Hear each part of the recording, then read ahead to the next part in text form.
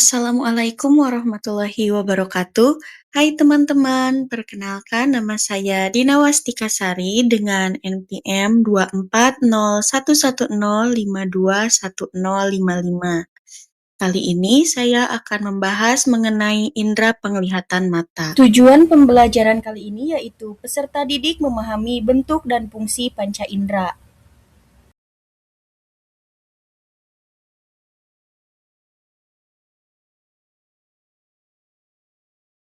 Jadi, apa sih pengertian panca indera itu?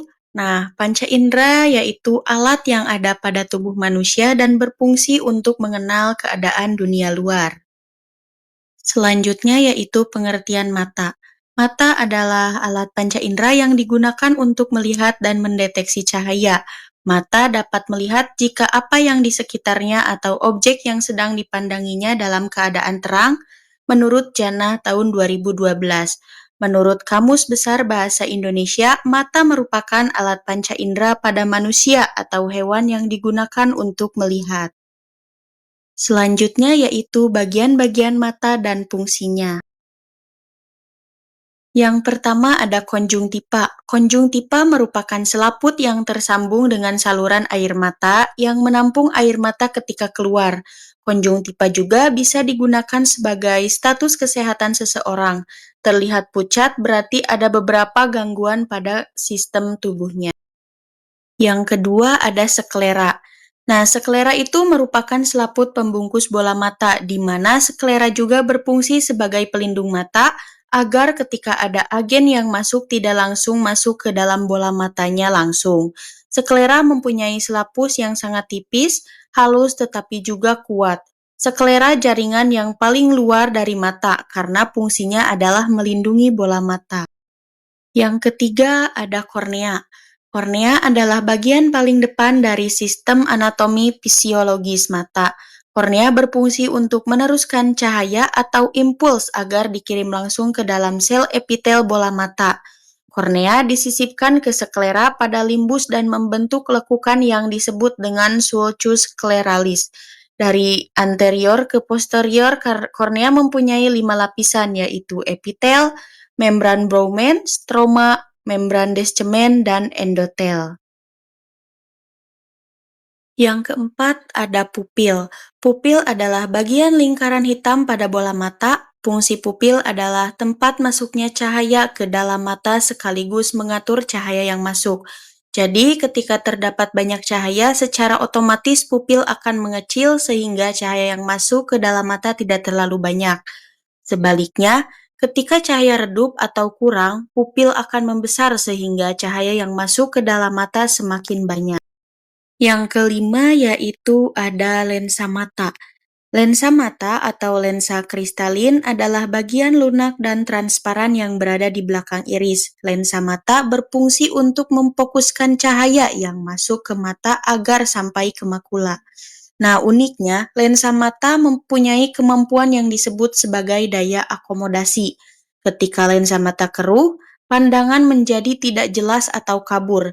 Kekeruhan pada lensa inilah yang dikenal sebagai katarak. Ia tidak bisa dikoreksi dengan kacamata atau lensa kontak sebagaimana kelainan refraksi. Cara yang bisa digunakan adalah dengan mengganti lensa melalui prosedur operasi katarak.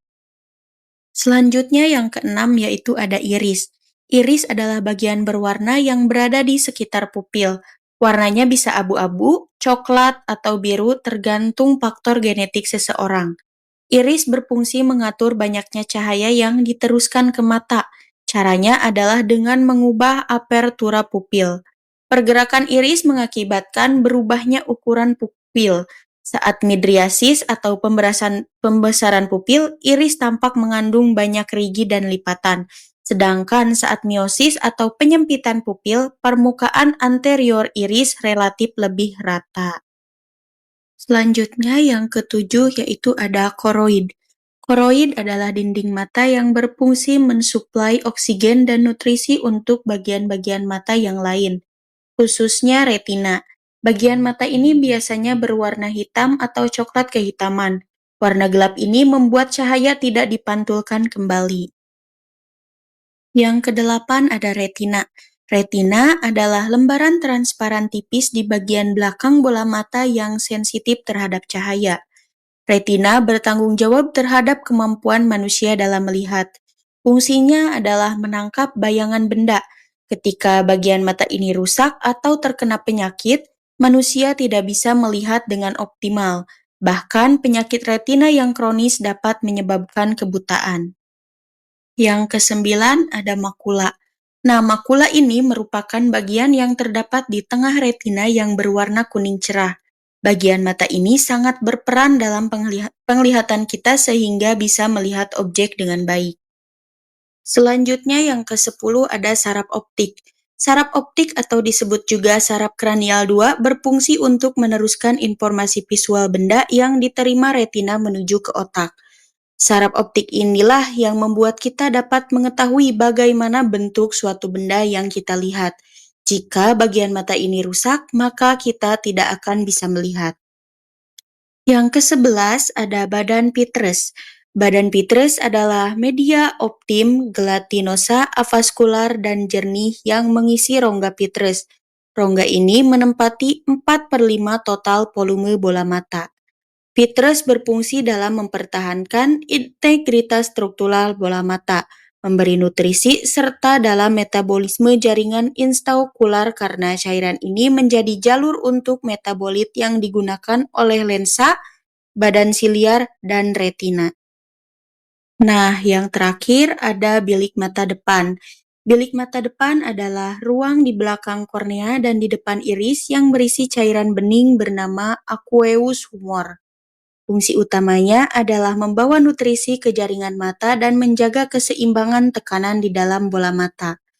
Jika aliran aqueous humor terganggu dapat menyebabkan peningkatan tekanan bola mata dan berpotensi menimbulkan penyakit seperti glaukoma. Selanjutnya yaitu proses melihat. Proses melihat adalah ketika cahaya yang dipantulkan oleh sebuah objek masuk ke mata, difokuskan oleh kornea dan lensa ke retina, dan diubah menjadi sinyal listrik oleh sel fotoreseptor. Sinyal ini kemudian dikirimkan ke otak melalui saraf optik untuk diinterpretasikan menjadi gambar yang kita lihat. Tahap pertama yaitu cahaya masuk melalui kornea mata. Jadi, proses penglihatan dimulai ketika cahaya yang dipantulkan suatu benda diserap oleh mata. Sinar ini melewati kornea, lapisan depan yang jernih yang bertindak sebagai pembias cahaya pertama. Setelah itu, cahaya bergerak melalui humor aqueous, zat cair yang terletak di belakang kornea. Tahap kedua yaitu pupil mengontrol banyaknya cahaya yang masuk. Setelah melewati humor aqueous, cahaya bergerak melalui pupil yang memberikan celah hitam di tengah iris. Iris adalah bagian mata yang memiliki pigmen warna seperti biru, coklat, atau hijau. Pupil memiliki kemampuan otomatis untuk membesar atau mengecil, disesuaikan dengan intensitas cahaya di sekitarnya. Yang ketiga yaitu lensa mata memfokuskan cahaya tepat pada retina. Setelah melewati pupil, cahaya akan mencapai lensa yang terletak di belakangnya. Lensa memiliki kemampuan unik untuk mengubah bentuknya atau akomodasi agar dapat membias dan memfokuskan cahaya untuk kedua kalinya, sehingga memastikan objek yang Anda lihat terbentuk menjadi citra yang jelas dan terfokus. Pada tahap ini, cahaya telah mengalami pembiasan atau pembelokan sebanyak 2 kali. Pertama saat melalui kornea menuju lensa, dan kedua saat dari lensa menuju ke retina. Hasil dari pembiasan ganda ini adalah gambar yang terbentuk di retina menjadi terbalik. Selanjutnya yaitu tahap keempat, cahaya difokuskan tepat ke seluruh retina. Nah, jadi cahaya meninggalkan lensa dan melintasi ruang posterior mata yang dipenuhi oleh humor vitreous. Perjalanan ini berakhir saat cahaya mencapai retina, yaitu lapisan bening di bagian belakang mata yang sangat sensitif terhadap cahaya. Seluruh permukaan retina berfungsi sebagai tempat pefokusan cahaya di mana terdapat sel-sel saraf khusus yang disebut fotoreseptor. Fotoreseptor ini yang terdiri dari sel batang dan kerucut memiliki tugas vital untuk mengkonversi cahaya menjadi sinyal listrik atau impuls. Meskipun fokus cahaya tersebar di retina, Sebagian besar intensitas cahaya yang masuk ke titik fokus retina yang dikenal sebagai makula. Tahap terakhir yaitu saraf optik mengiring impuls ke listrik. Tahap kelima, impuls-impuls listrik yang dihasilkan oleh retina dikumpulkan oleh jaringan sarafnya. Sinyal-sinyal ini kemudian dikirimkan melalui saraf optik yang terletak di bagian belakang bola mata untuk diteruskan menuju ke lobus oksipital atau area pemrosesan visual yang berada di belakang otak. Selanjutnya ada macam-macam gangguan mata. Yang pertama, buta warna merupakan suatu keadaan seseorang tidak dapat melihat spektrum warna tertentu. Buta warna sebagian adalah keadaan seseorang tidak dapat melihat spektrum warna merah maupun hijau. Buta warna komplit yaitu keadaan tidak dapat melihat seluruh spektrum warna, hanya dapat melihat warna hitam dan putih. Yang kedua ada kelainan refraksi.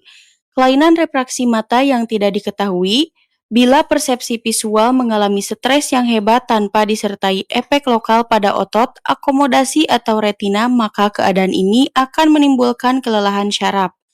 General nervus fatigue ini terutama akan terjadi bila pekerjaan yang dilakukan seseorang memerlukan konsentrasi, kontrol otot, dan gerakan-gerakan yang sangat cepat.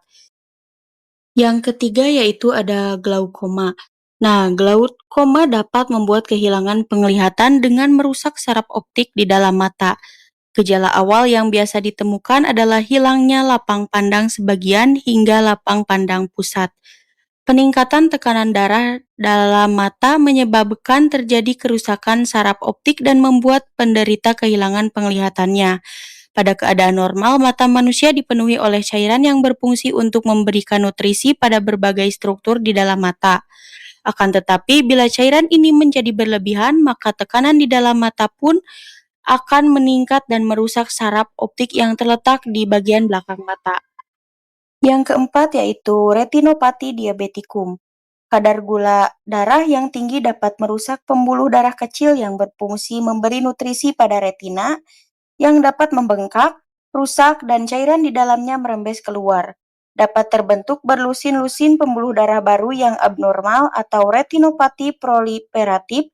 Pembuluh darah abnormal yang baru terbentuk sangat rapuh dan mudah pecah sehingga dapat merusak retina dan menyebabkan penglihatan menjadi kabur atau bahkan buta. Gejala timbul seperti penglihatan kabur, bintik hitam, atau nyeri mata. Yang kelima ada katarak. Pada keadaan normal, lensa mata yang sehat berfungsi untuk memfokuskan cahaya ke retina. Bertambahnya usia seseorang, protein akan menumpuk di dalam lensa mata yang membuat lensa mata menjadi keruh. Hal ini akan membuat fokus cahaya tidak jatuh tepat pada retina. Katarak membuat penglihatan menjadi kabur secara perlahan, sehingga terjadi kesulitan dalam membaca atau melihat objek. Penglihatan ketajaman, penglihatan warna berubah, dan silau saat melihat cahaya, terutama di malam hari. Yang keenam ada mata kering. Air mata berfungsi untuk melumasi mata jika aliran air mata berkurang akibat udara kering, penuaan, atau gangguan kesehatan lainnya sehingga mata terasa nyeri dan iritasi. Yang ketujuh ada infeksi mata. Infeksi mata merupakan peradangan pada mata yang disebabkan oleh infeksi virus, bakteri, bahan iritan, atau alergi. Gejala yang biasa ditemukan adalah mata tampak merah, terasa gatal, atau panas. Yang selanjutnya yaitu ada cara menjaga kesehatan mata.